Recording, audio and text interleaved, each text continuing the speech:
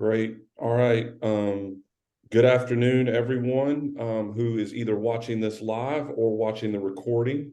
On behalf of Bloom Analytics and everybody on the team, we really appreciate you taking some time out of your very busy schedules. Again, whether you're here live or whether you're watching this recorded, we really appreciate you investing some time to have a conversation that we think is super important. First of all, I will quickly introduce myself. My name is Alan Nance. I have been in and around the consumer finance space for a better part of a decade. I have been an entrepreneur for the last 20 years, have consistently viewed the internet's transformational effects on consumer behavior to be super, super interesting. I think, any of us that are sort of my age can remember the days of walking around in 2000 and everybody tells us that nobody's going to order anything off the internet. Nobody will be comfortable putting their credit card in a web browser, and now here we are in, 2023, and the world's just a lot different. And so what we're going to have a conversation about today specifically is not only my personal obsession with consumer-driven finance, but why Bloom Analytics has developed a very particular view on this opportunity as it relates to other SaaS companies, other credit unions, other banks, other fintechs. And so I'm really excited. And I just want to say from the bottom of my heart, I really appreciate you taking some time to have a conversation about this. So the discussion we're going to have today is, how, but more importantly, why we think every single company should be a lender. And I know that's sort of a strange concept to say that, but ultimately what we see and what we're going to have a conversation about over the next 30, 45 minutes is consumer-driven finance is really altering the way consumers expect to access credit, access payments, access money. And these sort of days that we used to live in with a kind of brick and mortar concept of a bank, we just don't live in those days anymore. But the thing that I love about the internet, probably more than anything else, is that as a company or as a leader, you don't get to set consumer expectations. And I actually love that about the internet. Consumer expectations on all internet interactions is really as simple as walking in the streets of New York and opening up Google Maps and typing in the name of a restaurant. Like that's the world that we live in. And the expectations of consumers is really as simple as, what do they expect from a Google search? What do they expect from Google Maps? What do they expect from a constant, never-ending connection on Wi-Fi?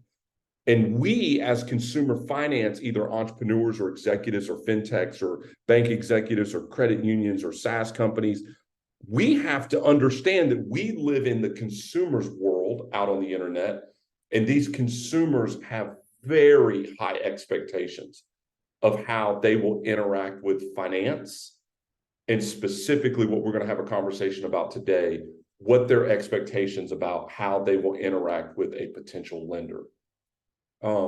So real quick, this is a webinar. I got to give you the 30-second promo reel on Bloom Analytics. We're really, really proud of what we've built at Bloom Analytics. We've built the business off of the back of some incredible relationships that we have had the privilege to have. We've worked with over 350 commercial client portfolios. We've seen every lending portfolio configuration you can imagine. We've analyzed over $1 billion worth of credit applications. We've supported $2 billion worth of client originated loans. So the reason why I say this is not to give you a sales pitch. The reason why I say this is everything we're going to talk about over the next 30 minutes. We really hope that you understand that we've got an actual unique point of view. We have a view of the world that is based on not just what we think. We've got a view of the world based on what we have actually seen and what we've had the privilege to analyze and the portfolios that we've had the opportunity to support. So super cool company. Obviously, if you're ever interested in anything else that we're doing, visit bloomanalytics.com, reach out to us. We're always happy to have a conversation. But today is not a sales pitch. Today is an actual conversation about our view of where embedded lending and specifically embedded finance broadly that is being driven by consumers is going. And so what is it that's got everyone so excited about consumer finance? Well, I think it's a bunch of things. I think number one, it is an incredibly scalable business. So every fintech, every SaaS, every bank, every credit union, everyone who interacts with consumer finance as a product understands how scalable of a business model it really is. But specifically, and I think we can have a philosophical debate about this, but we're living in a world now in 2023 and certainly over the foreseeable future where consumers operate in a very lender-oriented, credit-oriented world, whether that is the use of credit cards, whether that is the use of auto loans, whether that is the use of mortgages, whether that is the use of, home equity lines of credit, whether that is the use of buy now, pay later. We live in a world now where just in the last, year and a half or 2 years, we've reached record levels of household debt. Now, again, this slide does not say, man, we really, really hope that consumers borrow too much. The team at Bloom Analytics wants consumers, we want consumers to borrow responsibly. We want them to be able to pay back. We spend a lot of time thinking about payment stress, ability to pay, not just credit scores, but actual ability to pay. But this is the reality that we live in today. So when consumers are accessing this level of borrowing, what you're going to have is entrepreneurs and enterprises enter a market in order to support that, whether that is new innovative credit cards that are online only, whether that is new neobanks that are coming up with new product offerings and rethinking how consumers interact with banking, whether that is people completely, like Rocket Mortgage, completely rethinking the way that consumers access mortgages in this world where, I'm going to go get a mortgage first, not a house first. I certainly, as an individual, in my 40s, I've bought 3 or 4 houses. I can tell you the first couple of houses that I bought, you just didn't do that. You went and found the house first, and then you went and got a mortgage. We just don't live in that world anymore. And that world that we live in now, whether it's consumer loans or whether it's retail credit cards or whether it's broad mortgage market or the broad auto lending market, these consumers are demanding access to greater levels of credit and liquidity.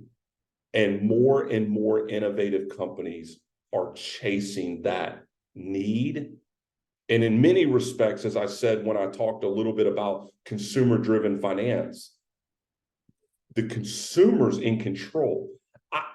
I have oftentimes said this about consumer finance. No longer are we in this world now where you come up with a product and you build it, therefore they will come. In many respects, consumers are demanding these products, which is what you're seeing in these huge growth numbers of what is driving all of this access for consumers. And so at the exact same time that there's this explosion, and there is no other word to say it, explosion of online consumer finance. And I don't want to just use the word fintech or financial technology, but just the marrying of consumer finance with the digital internet.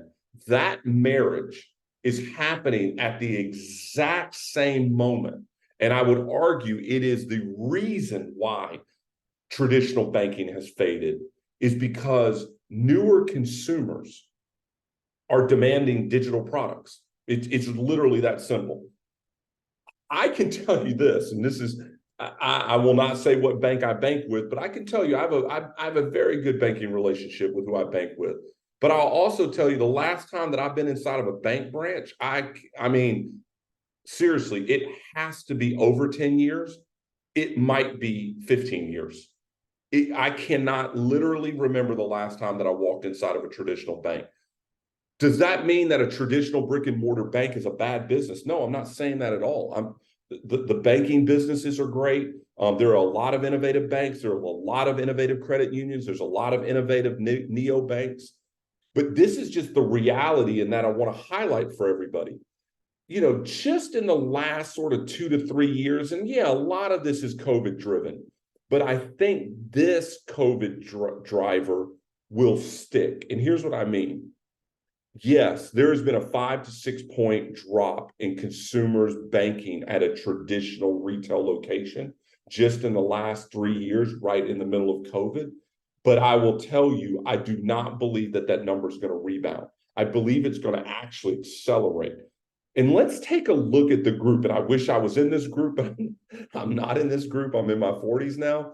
So the percentage of people that are 35 and under is sub 5%. Think about that for a moment. You've got a group of consumers that very soon will be the bulk of the buying market, at least in the United States, but probably globally. That under 35 group, here's what happens. You're 25 and then you become 30 and then you become 35 and then you become 40 and then you become 45 and then you make up the bulk of the consumer sort of the consumer purchasing power in the US. And you're going to have an audience of people who literally maybe have never even been inside of a bank branch.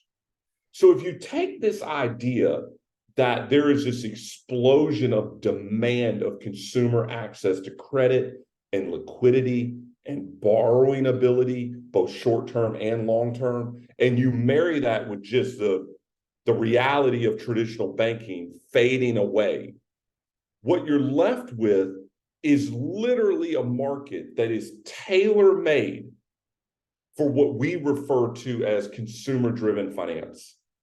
And that consumer-driven finance, yes, it's on an iPhone, but it's not just about being on an iPhone. It's literally the idea that the internet, as it has done with so many markets, and candidly, every market has been turned upside down by the transformational effects of the internet.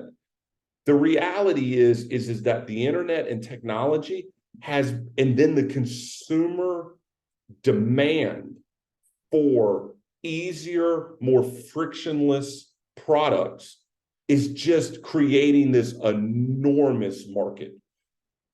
And the idea, many of us have heard people say point of sale finance or wherever the consumer is. I can tell you this is the world that we live in, whether it is e-wallets, whether it's paying for my coffee in the morning with my iPhone, whether it's, my daughter is away at college and she asked me to help her pay for something and I Venmoed her the money, whether it is digital credit cards now where people get a credit card that is a physical card, but they're loading it into their wallet. So basically, even the bridge from a physical credit card is becoming digital in the buyer's experience because it's literally not in my wallet anymore. It is literally in my e-wallet. It is in my digital wallet that's on my phone. And so there's two things that I really am spending a lot of time doing research on that I want to highlight as it relates to this topic of consumer-driven finance. The first one is consumers are starting to expect financial products and or lending products, and in many ways those words are interchangeable, the ability to finance or the ability to borrow to be available at the point that they're interacting with a website, a brand, a mobile app, a store, a retail location, a car lot, a home mortgage company, whoever it might be. The very first thing that we all have to understand that I don't even think is a debate, and I'm not trying to be arrogant, I'm saying I think this is a foregone conclusion. If any company is not providing a financing option or a borrowing option at the point of interaction with the consumer or the point of sale, I believe they will lose business. I think it's a foregone conclusion. I don't care if it's a roofing contractor or a pool contractor or a car lot or a mortgage company or a new residential development or an online e-commerce store that's implementing buy now, pay later. I mean, I'll give you guys a live example. And I think everybody on this who's watching this webinar probably knows how incredibly expensive colleges and universities have become. Well, now when you want to pay your daughter's college tuition, you log in to the website and lo and behold, right there, there's basically a payment plan financing option that is right inside the university website. Not a letter, not a piece of mail, not anything. So I think if everyone who's watching this webinar would just step back for a moment and stop and think of every single brand you interact with, every single credit union, every single bank, every single SaaS product, every single fintech product. If you just step back for a moment and just think, what is the likelihood that that brand that you're interacting with will be providing some level of financing option or some level of borrowing option or some level of lending integrated into the experience? I would love for you to email me or reach out to me and let me know what you think, because I've got a strong opinion. Obviously, I'm hosting this webinar. My opinion is this is a foregone conclusion. It's going to happen. Man, it doesn't matter if you go in the someday we're going to go into the coffee shop and be able to, buy our coffee on a payment plan. So ultimately, I think this is going to create an enormous opportunity. And I think fintechs are seeing that. And so if you look at the global fintech market and the explosion of it over the last 5 to 8 years and where we will be 3 or 4 years from now, the reality is that this year, Deloitte says that the fintech industry alone is worth $180 billion. And that the global fintech industry has nearly doubled just since 2017. And I think everyone who's watching this webinar and everyone who's thinking about it, you probably are part of that explosion and you have probably interacted with that. But if you think about the idea that just in a couple of short years, and I know I'm rounding up, it's September of 2023, but let's call it 2024.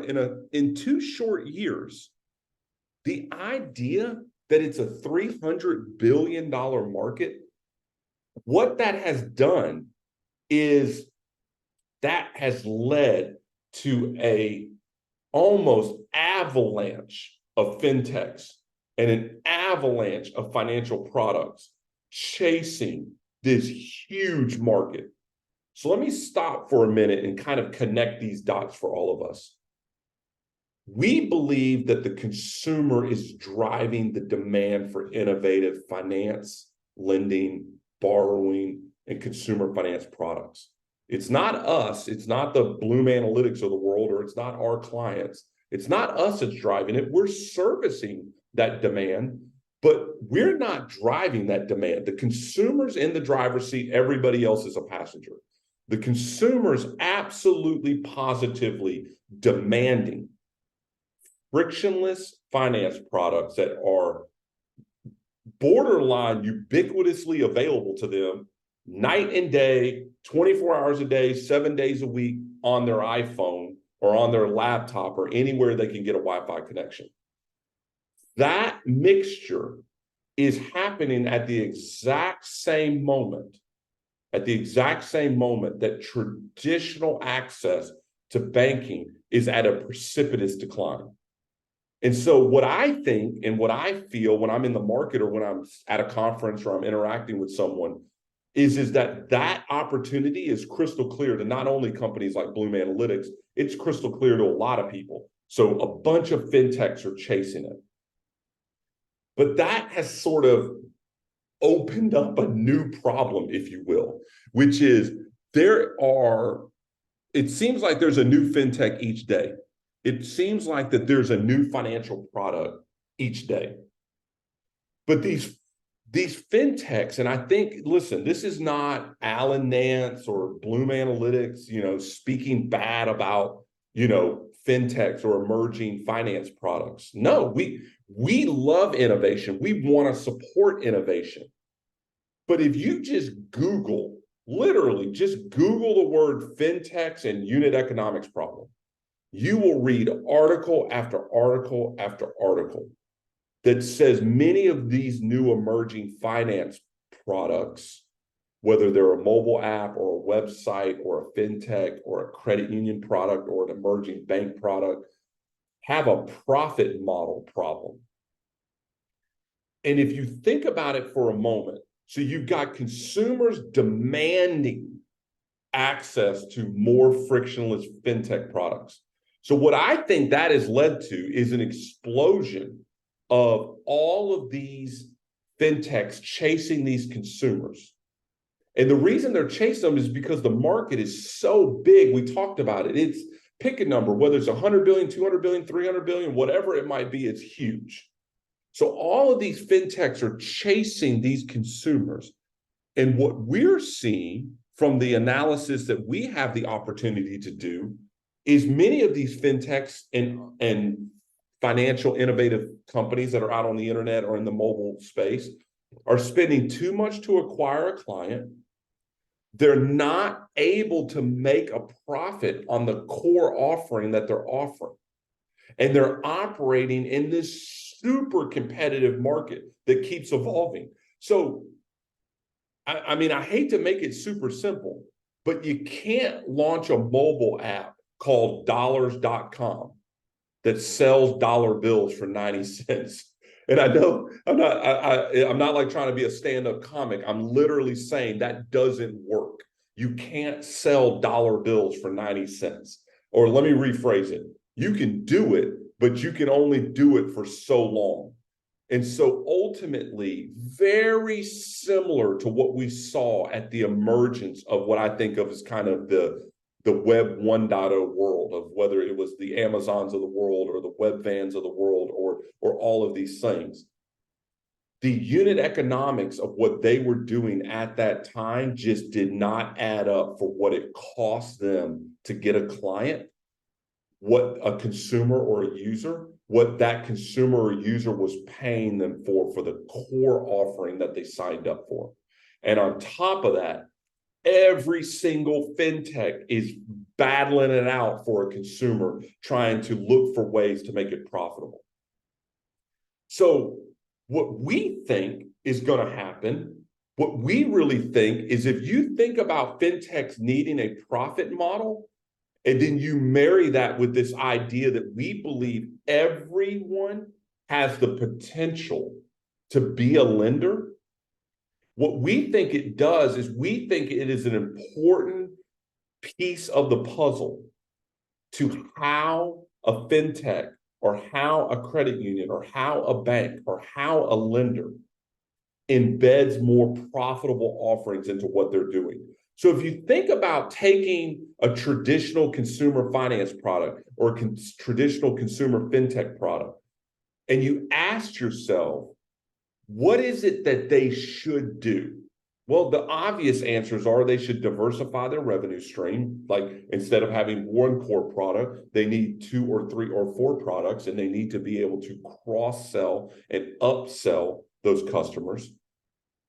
We think that once you get a client or a consumer on your product 1, and you get them on product 2, they become more sticky, and their brand affiliation with your offering becomes stronger. And ultimately, what we think is that it is a very scalable business model if the idea of being a lender was actually part of the product offering. And we're suggesting that there's a lot of different ways that you can approach that.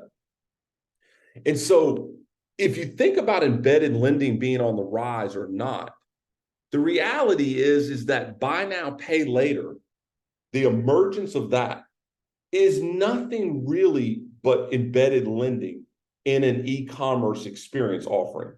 So if you think about embedded lending being somehow new, I certainly don't want anyone to step away from this webinar. Again, whether you're here live or whether you're watching it on a recording, and somehow think we're trying to say embedded lending is some sort of new concept. We don't think it's a new concept, but what we do think that we see emerging and that we do think is new is the idea that any organization has the potential ability to be a lender without having to have the infrastructure of being a lender. And what I mean by that is whether you want to call it lending as a service, whether you want to call it underwriting as a service, whether you want to call it embedded lending, however you want to view it, the reality is that embedded finance, which includes embedded lending, like buy now, pay later, already accounted for 2.6 trillion financial transactions in 2001. Think about that for a second. Point of sale finance, embedded finance, and by the virtue of embedded finance, embedded lending is already making up over $2 trillion worth of financial transactions on a daily basis, on an annual basis in the US. And that number is whether you think it's 2 or 3 or 4 or 5 or 6 or 7. It doesn't really matter what you think it is between 2 and 7. The reality is that it's trillions of dollars worth of transactions that will happen. And so ultimately, embedded lending, we define embedded lending in a relatively simple way.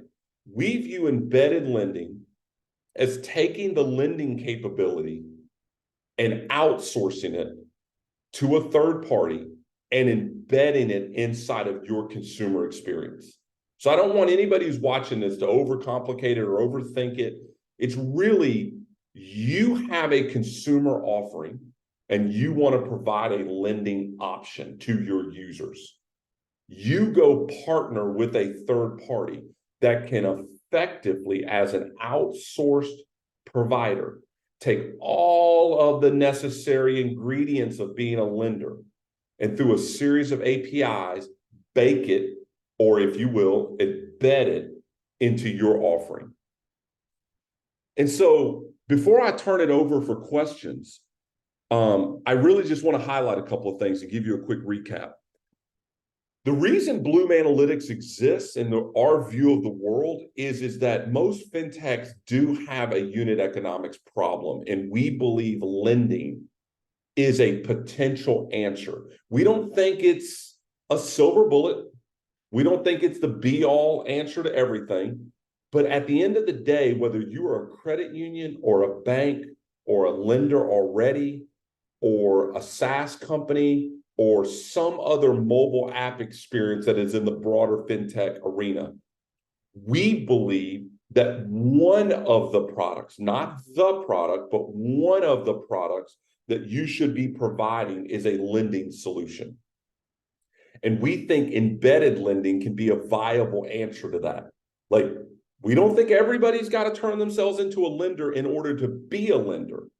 We think everyone who believes that they should have a lending offering should ultimately explore the idea of partnering with someone, a la like a Bloom Analytics, to provide an embedded lending solution into your offering for your consumers. And ultimately, as I transition into questions, just know this: consumer-driven finance is becoming the standard. If you will take nothing from this webinar except this, the consumer's in the driver's seat and everybody else is a passenger. If you believe that and understand that, you will be more successful. And ultimately, we believe and hope that there's going to be an entire ecosystem that is built up around embedded lending. You know, whether that is API-driven loan management systems, or whether that's, you know, underwriting as a service where you're able to outsource the data analytics required to determine a loan amount and a payment amount and a payment time frame, whether that is outsourcing back office servicing of a loan portfolio to an outsourced call center, whatever it might be, whether it is loan management, whether it's data, whether it is underwriting as a service, whether it is product development, whether it is all of the things that are required to be a lender, we actually see the emergence of embedded lending becoming an ecosystem of a bunch of different providers and a bunch of different companies. And candidly, some competitors, some partners, but we're really, really excited about that. And ultimately, we recorded and hosted this webinar because we're passionate about what we think consumer-driven finance looks like.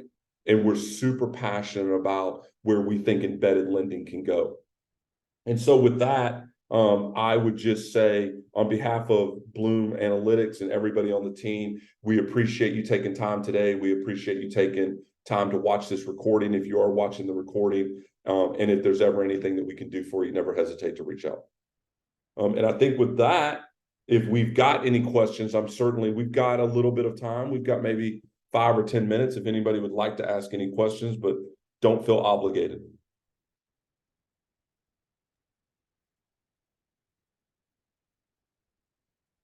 Thank you, Alan. And if anybody has any questions, you could put them in the chat or raise your hand. So on my end, it's saying the chat is disabled. Okay. We'll go ahead and speak your question. That is the best way for us to block any questions that anybody might ask. Of course, No, I didn't have a question. I just wanted to make it possible if anybody else wanted to put in the chat. But a very insightful webinar, Alan. Thank you.